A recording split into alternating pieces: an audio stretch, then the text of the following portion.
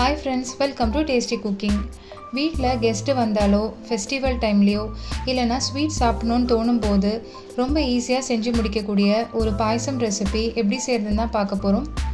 இது செய்கிறதுக்கு ரொம்ப குறைவான இன்க்ரீடியன்ட்ஸ் தான் தேவைப்படும் அண்ட் ப்ரெஷர் குக்கரில் ரொம்ப குவிக்காக செஞ்சு முடிச்சிடலாம். இந்த ரெசிபி ஒரு டைம் செஞ்சு கொடுத்தீங்கன்னா கண்டிப்பாக திரும்பவும் செய்ய சொல்லி கேட்பாங்க. வாங்க இந்த ரெசிபி இப்போது எப்படி செய்யுது அப்படின்ட்டு பார்க்கலாம். இது செய்யறதுக்கு ப்ரெஷர் குக்கரை அடுப்பில் வச்சுருங்க. இதில் 2.5 கப்பு பால் சேர்த்துக்கலாம். 3/4 கப்பு சர்க்கரை சேர்த்துக்கோங்க. 3 ஏலக்காய் சேர்த்துக்கோங்க.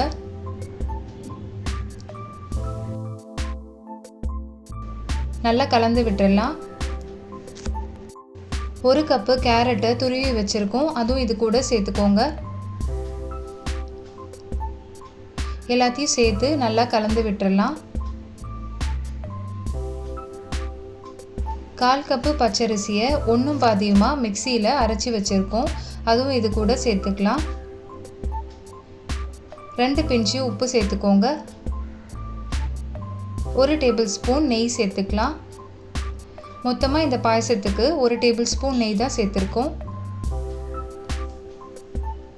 நல்லா கலந்து விட்டுட்டு ப்ரெஷர் குக்கரை க்ளோஸ் பண்ணிடலாம்.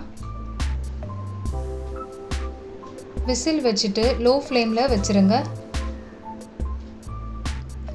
ஒரு விசில் வந்ததுக்கு அப்புறமா ப்ரெஷரை ரிலீஸ் பண்ணிவிட்டு குக்கரை ஓப்பன் பண்ணிடலாம்.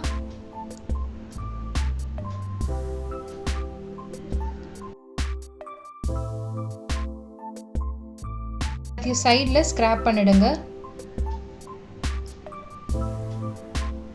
நல்லா கலந்து விட்டுடலாம். இதை நம்ம சூடாகவும் சர்வ் பண்ணலாம், இல்லைன்னா ஃப்ரிட்ஜில் வச்சுட்டு சில்லுன்னு சர்வ் பண்ணலாம். நெய்யில் நட்ஸை வறுத்து வச்சுருக்கோம், அதுவும் இது கூட சேர்த்துக்கோங்க.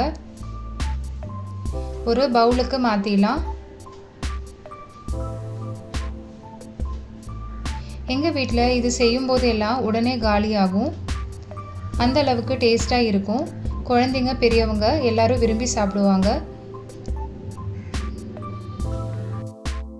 இந்த மெத்தடில் ட்ரை பண்ணி பாருங்கள்.